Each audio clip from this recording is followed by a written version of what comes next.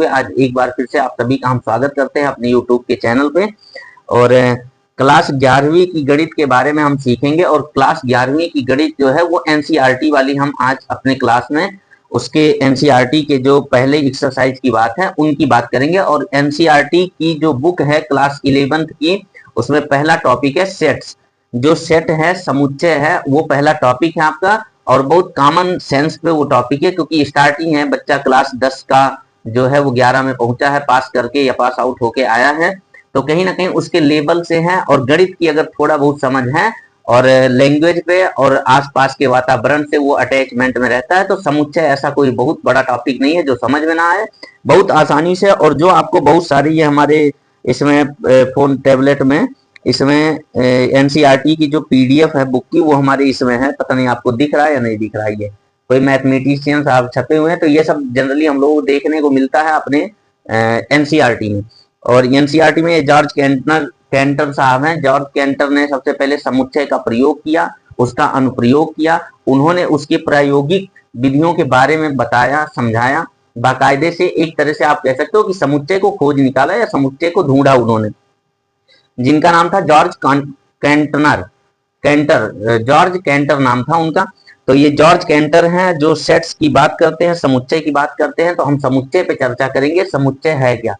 समुच्चय बहुत बेसिक चीज है। अगर कोई बच्चा मैथमेटिकल माइंड रखता है तो बहुत कठिन काम नहीं है उसका कि ना सीख पाए, उसके लिए बहुत आसान होगा। समुच्चय जिसको हम अंग्रेजी में बोलते हैं सेट्स, ये सेट्स हैं, समुच्चय हैं। इनको हम हिंदी में समुच्चय कहते हैं, अंग्रेजी में सेट्स कहते हैं। इन्हीं के बारे में हमको सीखना। और ये क्लास 11वीं की गणित है। क्लास 10th की भी होंगी क्लासें, धीरे धीरे कंटिन्यू अगर हो पाए, हम स्ट्रिक्ट अपने नियमों को लेकर अगर हो पाए तो हम कंटिन्यू सभी चीजों को करेंगे। लेकिन जब तक आप मतलब 10वीं का नहीं चल रहा है तो हम 11वीं का चला रहे हैं, हम 12वीं का चला रहे हैं, हम 9वीं का, इससे कोई मतलब नहीं। जब तक आपको कोई वीडियो मिले ना मिले, आप थोड़ा उस पर कोऑपरेट करिए। और एक बार फिर से हम अपने इस समुच्चय को कोशिश करेंगे कि एक बार हम आपको बढ़िया डिटेल से समझाएं। और आप किताब में देखेंगे, एनसीईआरटी की किताब में बहुत ढेर सारा उसमें लिखा पड़ा है, तो बहुत ढेर सारे को हम बहुत ब्रीफ में करके आपको बताएंगे। और गारंटी है कि आज अगर नहीं सीख पाए तो सेट को कभी आप नहीं सीख पाओगे, क्योंकि यहाँ पे आपको जो 3 पेजों में लिखा मिलेगा एनसीईआरटी में, उसको आपको 2, 4, 6 लाइनों में बताने वाला हूँ। बोलना ज्यादा पड़ेगा, समझना उसको बढ़िया से खाली बस। आ जाओ, हम समझा रहे हैं सेट्स है क्या। तो पहला नंबर तो समुच्चय। समुच्चय को समझिए, समुच्चय क्या है। जो समुच्चय है, समुच्चय कहते किसे है? समुच्चय एक सेट होता है। सेट मतलब एक पेयर, आप समझ लो। पेयर वैसे हालांकि जोड़े में होता है, लेकिन पेयर आप कह सकते हो। जोड़े में भी बहुत सारी चीजें होती है। सेट में सवाल होते हैं, जोड़े में भी लिखा रहता है और पूछ लेता है क्या समुच्चय है या नहीं है। तो ऐसा भी हो सकता है, जरूरी नहीं है कि हाँ 1, 2 से अधिक चीजें हो, 10 से अधिक चीजें हो, या 10 हो, 20 हो, जरूरी नहीं है। सेट आपका बनना चाहिए, वही समुच्चय है। तो समुच्चय ये जो है भैया, ये समुच्चय आपका डिपेंड करता है परिभाषा पे। किस पे भैया? परिभाषा पे। परिभाषा पे सेट जो है वो डिपेंड करता है परिभाषा पे। और परिभाषा आपकी होनी चाहिए एकदम सटीक। परिभाषा एकदम होनी चाहिए सटीक। अगर किसी सवाल का जवाब कोई सटीक दे रहा है, वही उसका सेट है। वही उसका क्या है? सेट है, यानी वही उसका समुच्चय बनेगा। यानी आप ये कह सकते हो कि जैसे हमने कहा कि अंग्रेजी के जो वर्णमाला हैं उनमें ओवेल कितने हैं, तो आपने कहा 5। लेकिन मैं किसी और बच्चे से भी पूछ लूं तो हमें जहां तक लग रहा है कि वो भी 5 ही कहेगा, उसके अलावा कोई अतिरिक्त नाम नहीं लेगा। 6, 7, 8 कोई भी संख्या के बारे में नहीं बोलेगा। संख्या बोलेगा तो केवल बोलेगा 5, और वो संख्या जो होगी 5 ओवेल की। यानी ये जो ओवेल है, ओवेल हमने ओवेल्स का नाम लिया कि अंग्रेजी में जो ओवेल्स हैं इनकी संख्या है कितनी भैया? 5। अब वो लिखेगा क्रम से। हम कहेंगे लिखो तो वो लिखे A, E, I और O और U, इतनी बातें वो लिखेगा और कहेगा ये ओवेल है। तो एकदम ये समुच्चय है। ओवेल के क्या है? ये समुच्चय है, यानी ये ओवेल का सेट है। बात को समझिए, ये क्या है भैया?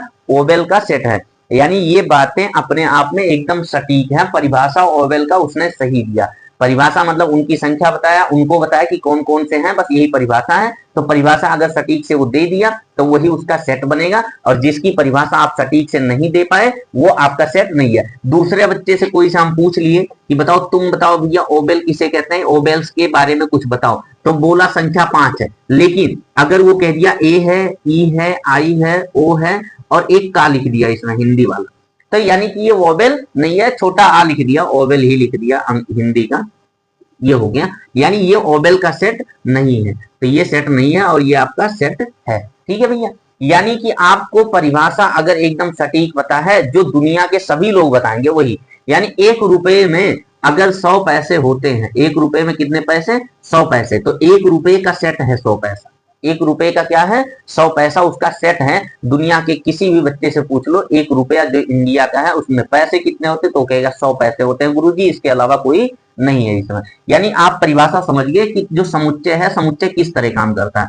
तो समुच्चय काम करेगा परिभाषा पे। परिभाषा अगर सटीक है, यानी कोई ओवरलैप बातें नहीं हो रही हैं, जैसे इसमें ओवरलैपिंग हो गया थोड़ा सा, 4 तो वो सही लिखा लेकिन एक ओवरलैप कर रहा है जो छोटा आ लिखा है, यानी वो 5वां अतिरिक्त है, तो ये समुच्चय नहीं है। ऊपर इसके देखेंगे तो ये ए ई आई ओ यू जो लिखा है ये आपका समुच्चय है, यानी ये 5 थे और इसमें करेक्ट लिखा, जो समुच्चय होते हैं, जो सेट ओबेल के होते हैं उन्हीं को लिख के दिखाना है। और दुनिया का कोई बच्चा हो तो वो ए ई आई ओ यू यही बताएगा। अब हमने कहा समुच्चय उच्चय में भैया आप ज्यादातर क्रिकेट टीम एनसीईआरटी जो कहती है, एनसीईआरटी जो कहती है वो कहती है समुच्चय में हम बात करेंगे क्रिकेट टीम की। टीम कैसी हो भैया, क्रिकेट की हो, इनकी बात करता है वो ज्यादा, आपको पहले ही पेज से देखने को मिलेगा। दूसरी ये कहेंगे हम ताश की गड्डी की बात करेंगे, ताश की गड्डी यानी जो ताश खेला जाता है वो बहुत ज्यादा हमको नहीं पता, इसकी बात करेगा। इसमें बात करता है प्राकृतिक संख्याओं की, प्राकृतिक संख्या, जो प्राकृतिक संख्या है इनके सेट्स के बारे में समझाता है, निरूपण करवाता है। पहले ही पेज पे आप एनसीईआरटी की बुक में पाओगे, लेकिन मैं बताऊंगा इन सभी को कैसे कैसे होता है। कोई भी एक संख्या लिख लेगा, जैसे उसमें लिखा है एक संख्या ये 210 के बारे में बता दिया, इनके कुछ फैक्टर लिख देगा, इनके फैक्टर को लिख देगा और सेट पूछेगा कि क्या ये समुच्चय है, इसके गुणनखंड के रूप में समुच्चय है कि नहीं है। तो फैक्टर आप फैक्टर को छोड़ दो, पहले ये नंबर नहीं, पहले यहां से देखिए। जैसे क्रिकेट टीम, ये क्रिकेट टीम